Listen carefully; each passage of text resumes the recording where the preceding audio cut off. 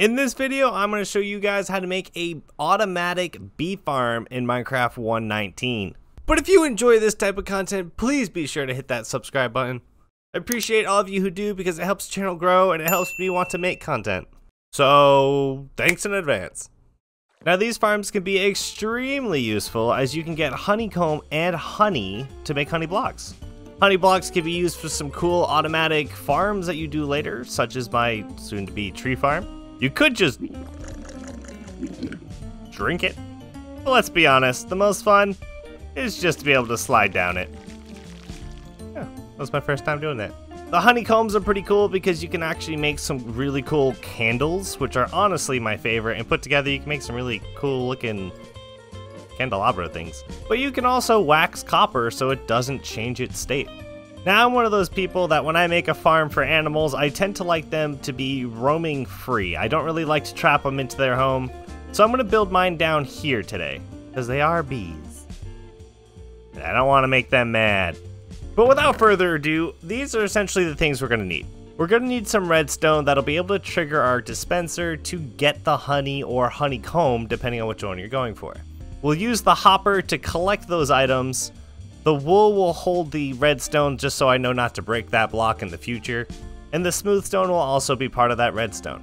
We definitely can't forget about the bees as they are 100% how we're going to get that honey and honeycomb.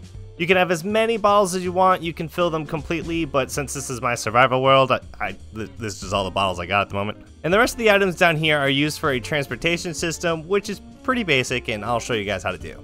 So I tend to like to start with the dispensers because they're so annoying to place later on if you don't have the right angle, because you gotta look up to place them facing downward.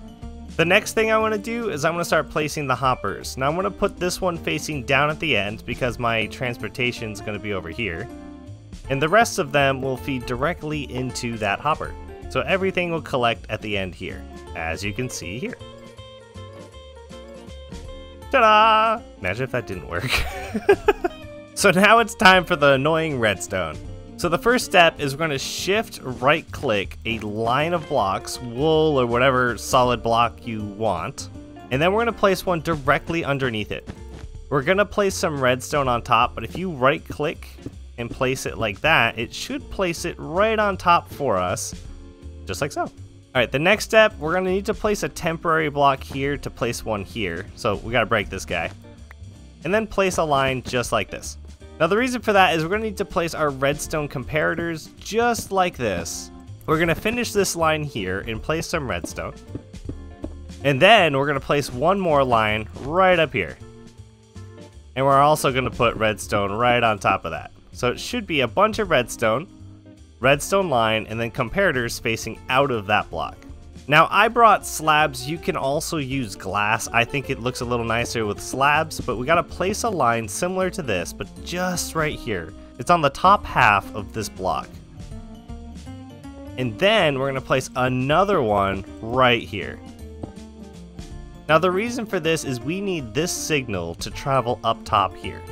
And to do that, we need to have these half blocks so that when we place redstone, the signal can still travel through.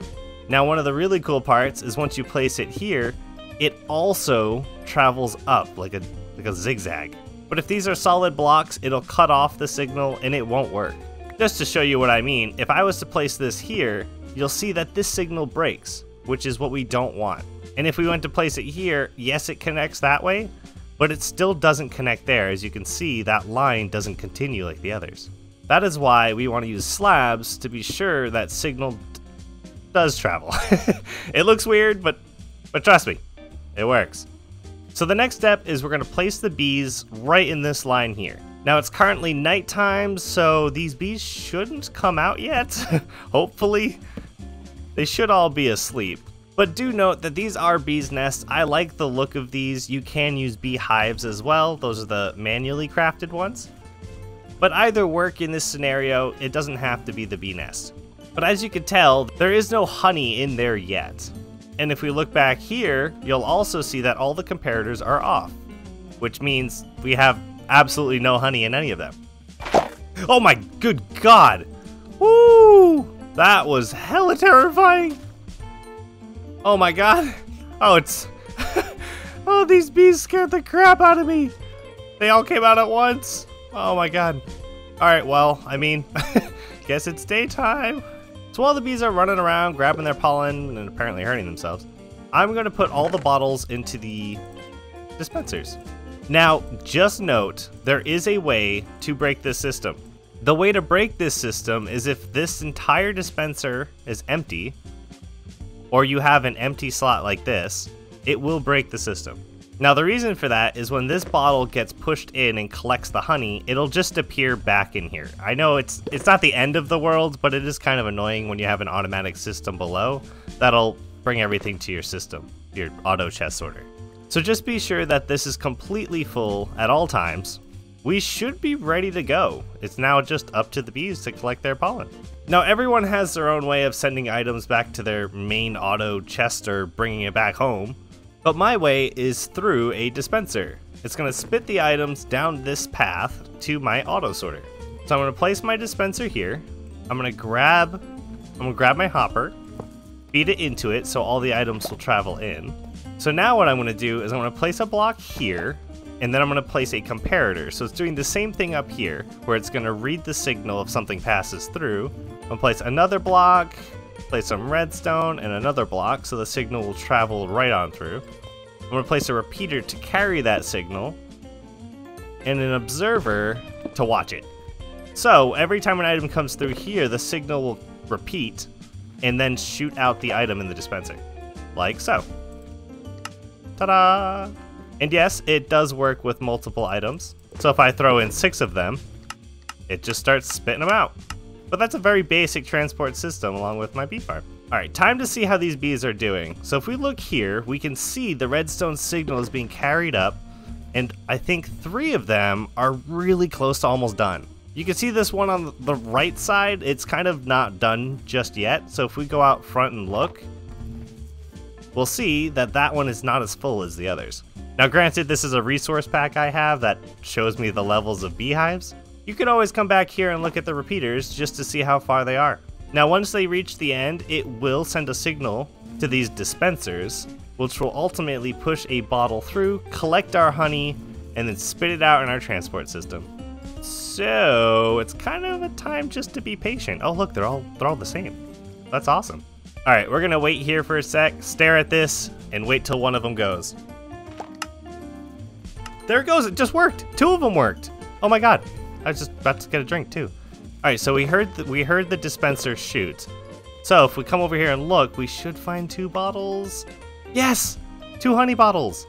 Absolutely amazing. So this does work. Damn. Just to quickly explain one more time, this repeater is looking at the honey level inside there. The redstone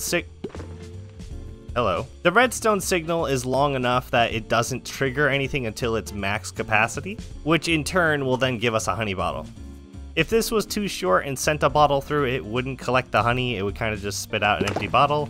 So this is the perfect length. And as you just heard, I think another one just went through. There it is. We got a 3rd one and a 4th one. There it is. Look at that.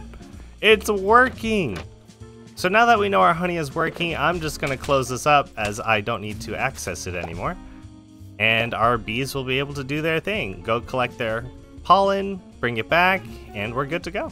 One last thing to note is yes, bees do collect pollen from flowers, but they can also collect it from azaleas, which is the azalea bush right over there, those pink flowers.